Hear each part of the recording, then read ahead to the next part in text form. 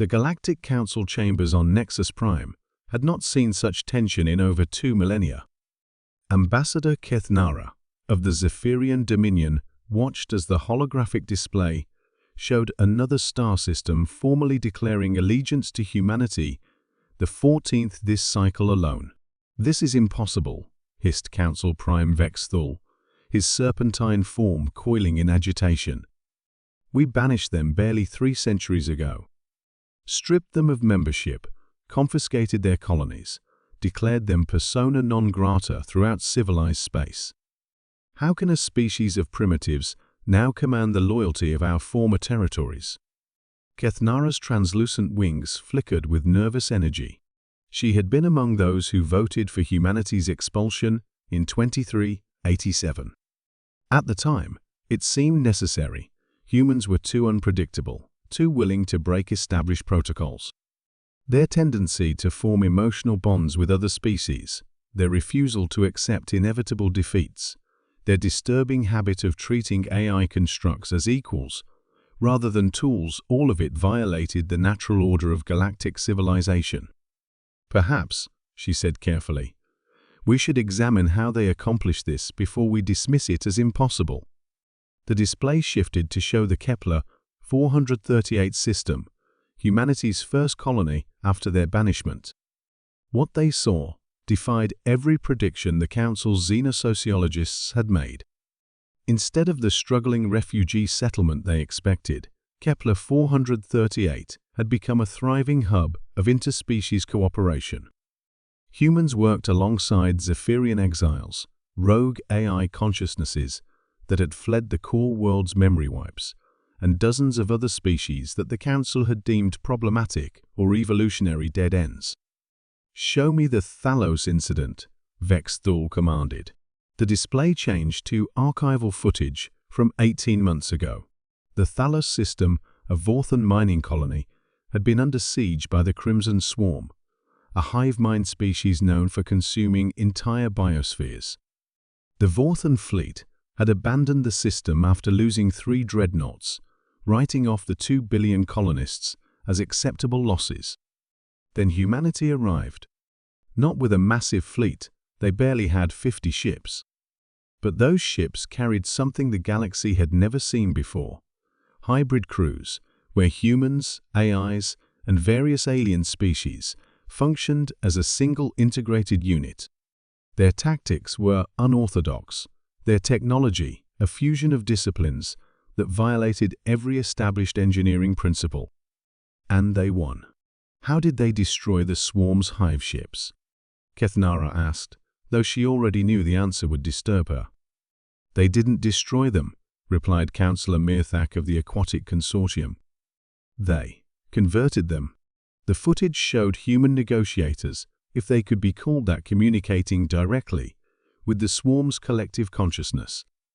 Not through standard diplomatic channels, but through some form of empathic resonance that allowed them to experience the Swarm's motivations firsthand. Within hours, they had negotiated a solution. The Swarm would receive mineral-rich asteroids in exchange for converting their consumption-based reproduction to a symbiotic model. The former enemies became trading partners, and the Thalos colonists became witnesses to humanity's impossible diplomatic success. The Vorthans declared humanity saviors of Thalos, Vex Thul continued bitterly. Within a standard year, the entire Thalos system had declared independence from the Vorthan Empire and requested protection from the Human Alliance. Council member Zixandra, an ancient silicon-based being whose species predated most galactic civilizations, spoke for the first time. "This is not diplomacy as we understand it. Humans don't negotiate, they integrate. They make other species want to join them. It's that damned emotional contagion of theirs," Vex Thul spat. "They refuse to maintain proper psychological barriers. They actually feel what other species feel, and somehow that makes everyone around them feel connected." Kethnara accessed her personal files on human psychology. The species was indeed unique in their capacity for empathy, not just understanding other perspectives, but actually experiencing them. This had made them effective mediators before their banishment, but the council had seen it as a dangerous weakness. Now it appeared to be their greatest strength. "Show me the Proxima Rebellion," she requested. The display shifted again, showing the aftermath of humanity's intervention in the Proxima system. The local population, a subjugated species called the Veiltar, had been in revolt against their hegemony overlords for decades. The hegemony's response was predictable: orbital bombardment, followed by pacification protocols. Humanity's response was not. Instead of military intervention, they sent cultural ambassadors. Humans who learned Veiltar poetry, who participated in their bonding rituals, who treated their young not as potential threats, but as children deserving protection. Within months, human families were adopting Veiltar orphans, while Veiltar communities welcomed human refugees. When the hegemony fleet arrived to restore order, they found themselves facing not a rebellion, but an integrated society that included some of their own defecting citizens.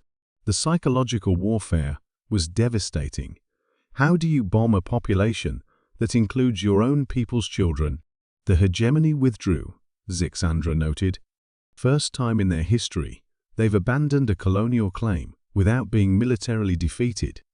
Because humans weaponized love, Vexthul said with disgust. They made war emotionally impossible. The chamber fell silent as the implications sank in. Across the galaxy, similar patterns were emerging. Humans didn't conquer systems, they inspired them. They didn't demand tribute, they offered partnership. They didn't rule through fear, they led through hope. Current status report, Kethnara requested. The display showed a three-dimensional map of the galaxy.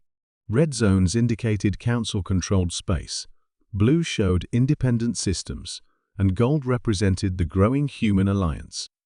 The gold was spreading like wildfire through the blue zones, with even some red territories showing signs of unrest. 47 star systems have formally joined the human alliance, reported the Chamber's AI. 32 more have declared independence from council member states and are in active negotiation with human representatives. Intelligence suggests that 17 council colonies are experiencing what their governments term ideological contamination. Contamination, Zixandra mused. An interesting choice of words for hope. Vexthul rounded on her. You think this is acceptable? Humans are destroying the natural order. Species are supposed to compete to maintain proper hierarchies. These emotional bonds they create weaken the strong to support the weak. Do they? Kethnara asked quietly. The human territories have the highest production indices in the galaxy. Their scientific advancement rate exceeds our best projections. Their military effectiveness when they choose to use it is unmatched. She paused, watching the display update with another system declaring for humanity. Perhaps, she continued, what we call weakness is actually a form of strength we never learn to recognize.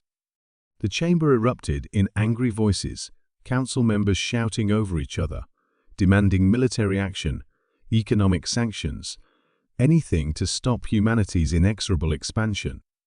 But Kethnara found herself thinking about something else entirely.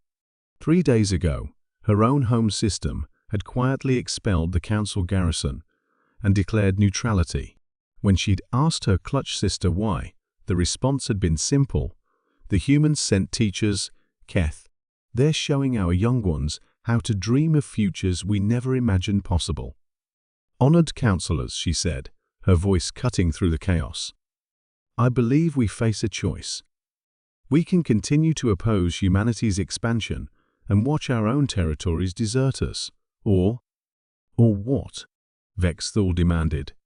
Kethnara spread her wings, a gesture of formal proposal among her people. Or we can ask them to teach us what they know about building a civilization where every species chooses to belong, rather than being forced to submit. The silence that followed was deafening.